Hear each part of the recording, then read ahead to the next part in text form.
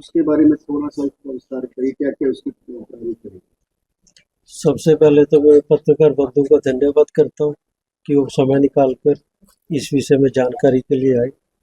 ये सेमिनार का आयोजन 21वां north zone Indian society of NSCJ के तत्वाधान में डिपार्टमेंट ऑर्गेनाइज कर रहा है। इसमें 2 दिन की 31 और 1 को कॉन्फ्रेंस रहेगी, जिसमें बाहर की फैकल्टी, इंटरनेशनल फैकल्टी और सभी इंडिया के दूसरे जो रिनाउंड डॉक्टर्स हैं वो आकर अपना व्याख्यान रखेंगे। और 30 तारीख को एक दिवसीय 10 कार्यशाला रखी हुई है डिफरेंट विषय पे, जिसमें बच्चों को अवगत कराया जाएगा कि कैसे दिनचर्या में और एनएससीजे की प्रैक्टिस में जो जो नए टेक्निक अवेलेबल है और मरीज को, हम रोगी को कैसे सुविधा प्रदान कर सकते हैं बिना कोई नुकसान पहुंचाए, उसके बारे में अवगत कराया जाएगा।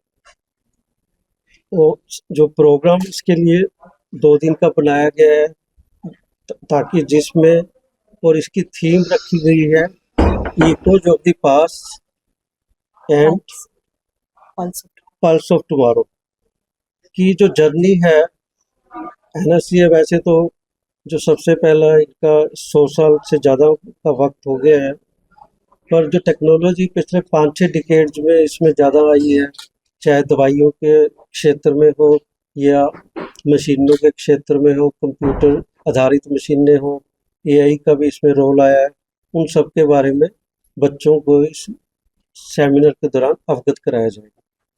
अच्छा, क्या एडवांस टेक्निक का अगर बात की जाए तो हाल के सालों में एनेस्थीसिया क्षेत्र में क्या कुछ है?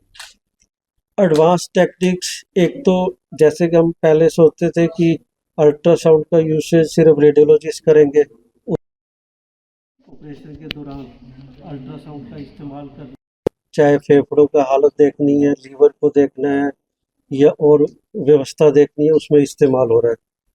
फिर एंडोस्कोपिक जैसे ब्रोंकोस्कोप्स वगैरह होते हैं, उसमें फेफड़ों के अंदर जाके जांच करनी या उसका रास्ता सांस का उसकी मैनेजमेंट करनी, वो एक ऐड ऑन हुई है।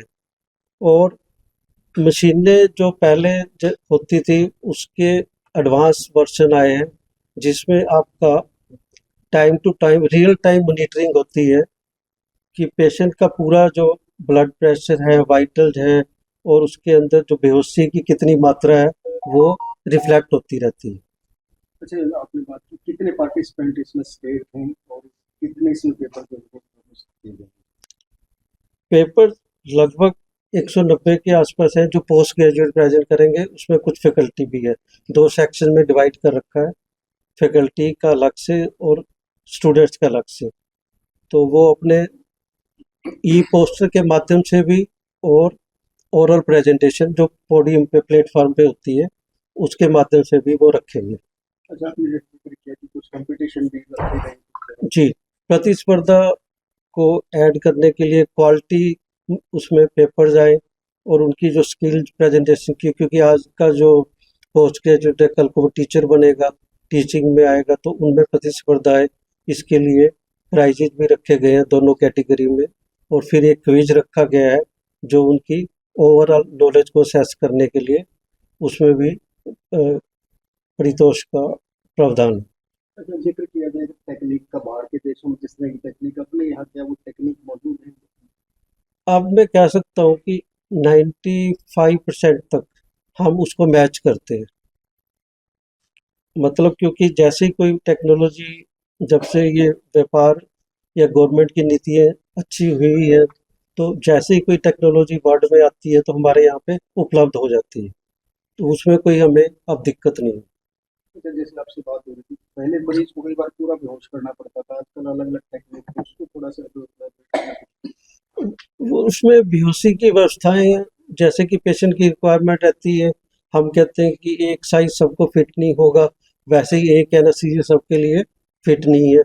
अभी तो आगे एक बात हो रही है कि इसकी भी मॉलिक्यूलर लेवल और जेनेटिक लेवल पे हम बात करते हैं, दवाइयों की हो रही है कि एक दवाई सब पे बराबर असर नहीं करती। इसी तरह एनेस्थीसिया में भी पेशेंट की कंडीशन, किस क्षेत्र, उसके जो बीमारी जिससे वो पहले से ग्रसित है, जिसको हम कोमोर्बिडिटी कहते हैं, डायबिटीज होगी, ब्लड प्रेशर हो गया या थायराइड की बीमारी, उसके हिसाब से उसको मॉडिफाई करके उसकी प्लान डिसाइड करते हैं।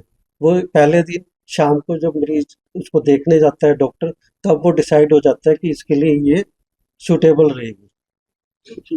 डॉक्टर कक्षक, अगर आप कुछ बता हम एक हम सिर्फ ये कहना चाहते हैं, जैसे क्वालिटी सर्विसेज, एक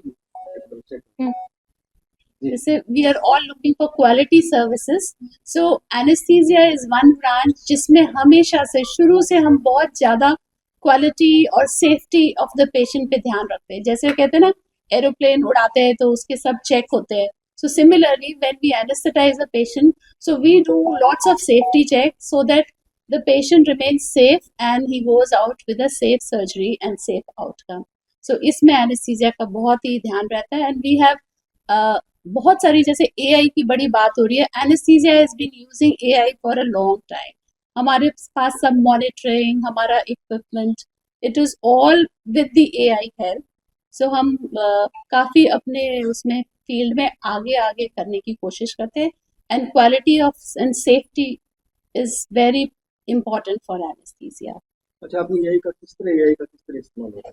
हमारा जैसे इक्विपमेंट है वो वी जस्ट सेट कि we have this patient, this weight, this age, this patient, it automatically selects कि इसको इतना वॉल्यूम देना है या इसको इतनी ड्रग देनी है। हमारे जो इंडक्शन एजेंट्स हैं जो पहले हम इंजेक्ट करते थे, उसमें भी हमारे इन्फ्यूजन पंप्स ऐसे आ गए कंप्यूटराइज कि हम बता देते हैं कि हमें ये वाले पेशेंट को एनेस्थेटाइज करना है, इसकी ये प्रॉब्लम्स हैं, सो वो अकॉर्डिंगली उसको drug is injected at that particular rate and continuous. जैसे लंबी सर्जरी है तो हम उसको कॉन्टिन्यू फिक्स कर देते हैं।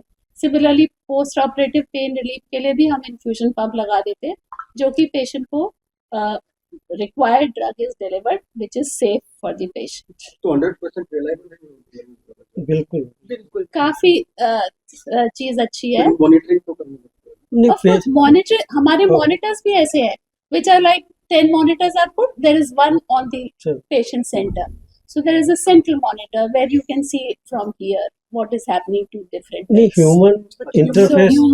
ह्यूमन इंटरफेस तो देखो हम उसको ओवरडू नहीं कर सकते क्योंकि पेशेंट सेफ्टी प्राइमरी है ना। इससे आपको क्या रहता है कि जो क्लोज लूप जैसे AI का है ना, आपको एग्जैक्ट डोजिंग, फीडबैक सर्कल से कितनी उसका मॉनिटर है, कितनी डेप्थ चलेगी, कितने आपको, अब कुछ ऑपरेशन में बेहोशी का लेवल हमें ज़्यादा चाहिए, कुछ में हमें उससे कम चाहिए, वो डिसाइड करने में हेल्प करते हैं। एंड जब हमारे सर्जिकल कलीग सब कहते हैं कि हमने बड़ा